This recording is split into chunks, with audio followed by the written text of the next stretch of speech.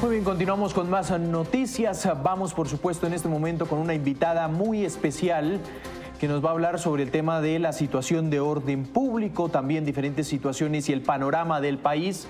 Y allí está Tatiana Gordillo con la invitada especial a esta hora. Tatiana, adelante. Sí.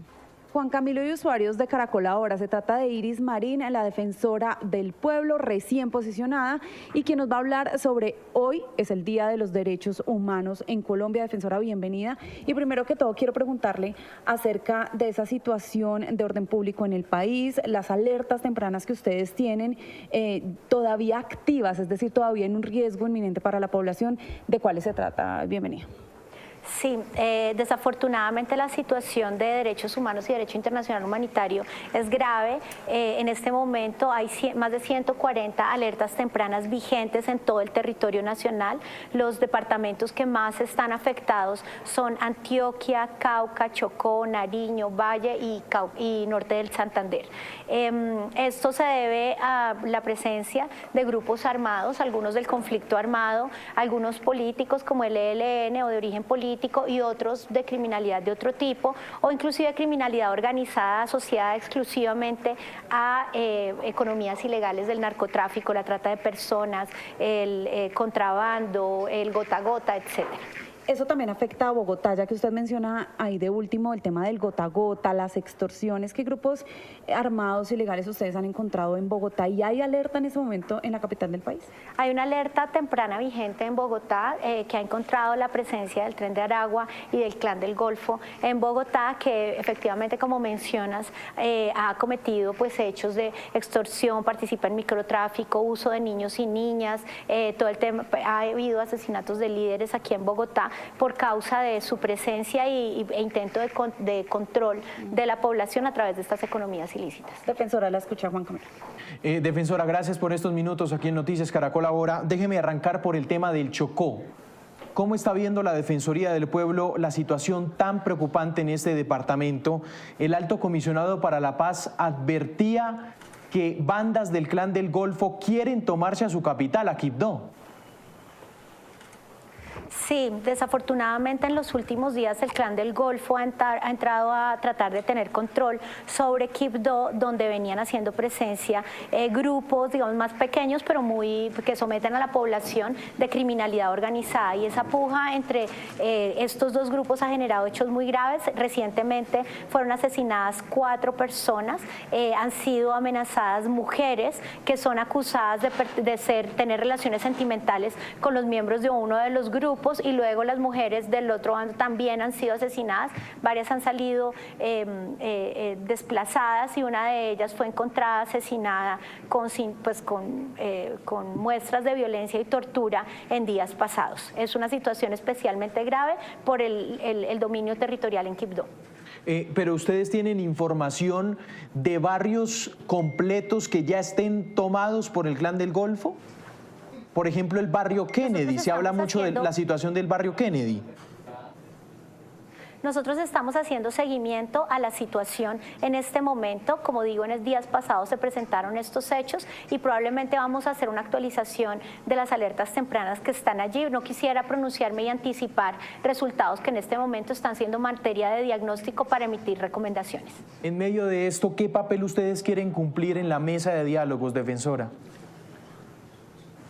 Como lo he dicho, la Defensoría del Pueblo saluda que conforme a la Constitución el Presidente de la República y el Gobierno Nacional adelante esfuerzos de solución pacífica, negociada, conversaciones encaminadas al sometimiento de los diferentes grupos que afectan la seguridad y sobre todo los derechos humanos de las poblaciones.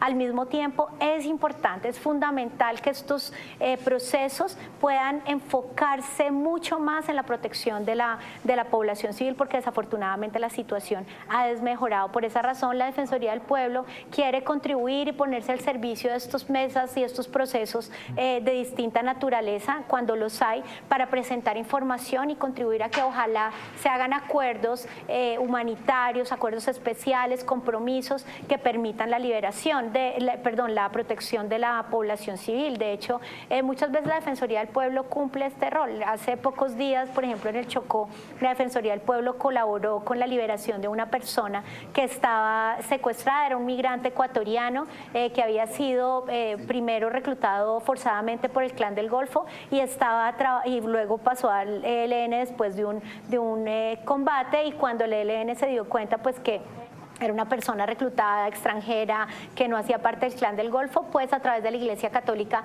pidieron nuestro acompañamiento para la liberación. Esos son el tipo de acciones que queremos seguir haciendo, proteger a la población, estar del lado de la comunidad, del lado de la gente que está sufriendo el rigor de esta violencia y de estas guerras. Cuando usted me describe ese panorama, defensora, ¿qué opinión le merecen los diálogos de paz y las mesas de negociación? ¿Están funcionando con este panorama tan difícil de orden público? Pues yo no quisiera enfocarme en si están funcionando o no. El presidente de la República y digamos, el gobierno en general tiene la facultad constitucional de definir de qué manera controla el orden público, si lo hace a través del uso de la fuerza, de llamar las acciones de la justicia, etcétera, o si prioriza vías de solución pacífica, acercamientos. Las vías de solución pacífica, acercamientos, son muy positivas y son bienvenidas en el marco constitucional. Quien decide la forma de resolver los problemas de orden público es el gobierno nacional, no la Defensoría del Pueblo. Mi llamado, más que decir si están funcionando o no están funcionando, es poder ofrecer digamos, la información y el trabajo de la Defensoría del Pueblo para que en estos procesos se refuerce la protección a la población civil y la gente pues tenga una situación, unas mejores condiciones frente a estas violaciones a derechos humanos. Defensora, ¿cómo está viendo usted la situación de desplazamiento? También en el departamento del Chocó.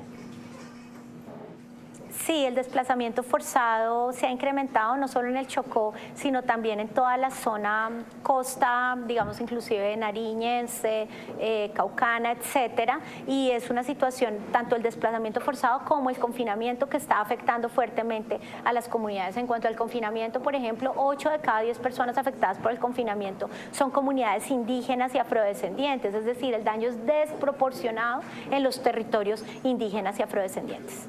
Sí, déjeme hacerle una pregunta, defensora.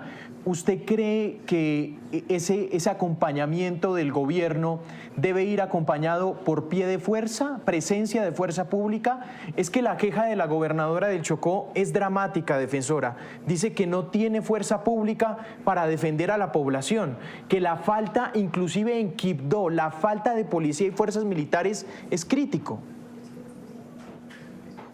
Sí, como le dije, yo creo que la Defensoría del Pueblo lo va a poner a servicio de las autoridades, tanto de la gobernadora, con quien me reuní cuando estuve en el Chocó, de los alcaldes y del gobierno nacional, pero también de los actores armados, la información que tiene para que se tomen las mejores decisiones. Si es necesaria mayor presencia de la fuerza pública, puede que sí, pero como lo dije recientemente en la rueda de prensa, sí es importante redoblar el esfuerzo del control territorial, por ejemplo, en este caso en Quibdó, pero yo quiero hacer un llamado a que esa presencia no sea solo la presencia de la fuerza, aunque sea necesaria. Estamos hablando de la presencia social del Estado, de que hagamos unos acompañamientos que miren a la profundidad de las causas de la violencia y no solo, digamos, la emergencia, que a veces nos vamos ahí en las disputas entre la visión del gobierno nacional, el gobierno territorial.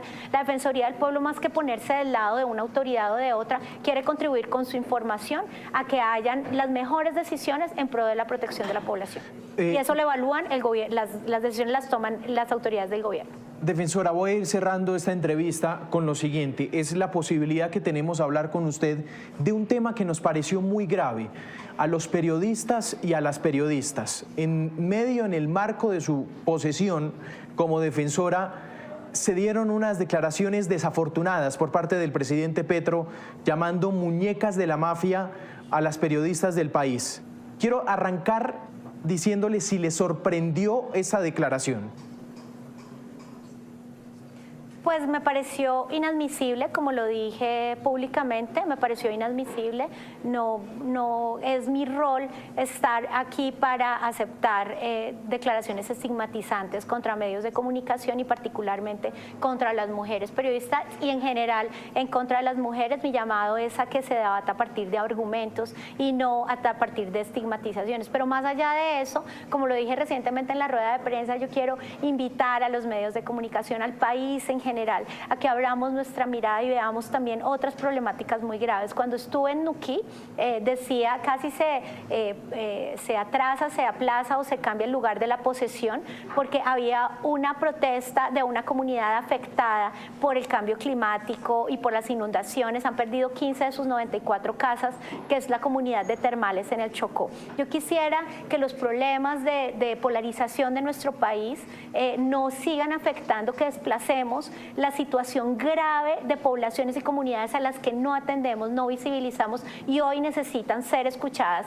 por la Defensoría del Pueblo, por el Gobierno Nacional y por los medios de comunicación. Y por eso mismo arrancamos esta entrevista por el departamento del Chocó. Defensora, pero usted tuvo la oportunidad de hablar con el presidente del tema después del evento.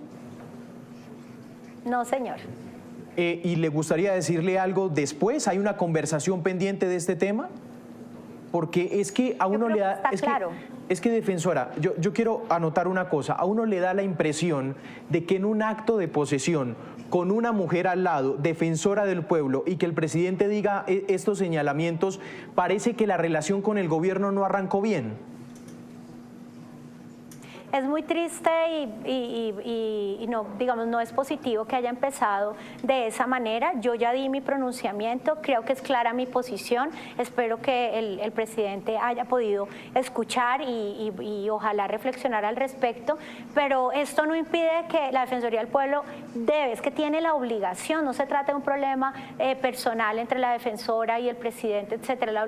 La Defensoría del Pueblo y el Gobierno Nacional y los gobiernos territoriales y todas las autoridades tenemos la obligación de seguir trabajando juntos, de superar las diferencias, de hacer obviamente poner la posición, la Defensoría del Pueblo pondrá claramente la posición cuando sea necesario, pero siempre en aras de seguir trabajando juntos. ¿Por qué? No por defender la agenda de un gobierno, de la oposición, etcétera, sino por cumplir el mandato constitucional de la Defensoría del Pueblo. Ese es mi foco y para eso estaré disponible tanto para el Gobierno Nacional, el Presidente de la República, las autoridades locales, para todas aquellas personas que necesiten la Defensoría del Pueblo para cumplir mi función constitucional. Muy bien, señora defensora Iris Marín, ha sido usted muy amable. Gracias por estos minutos aquí en Noticias Caracol Ahora. Gracias a ustedes.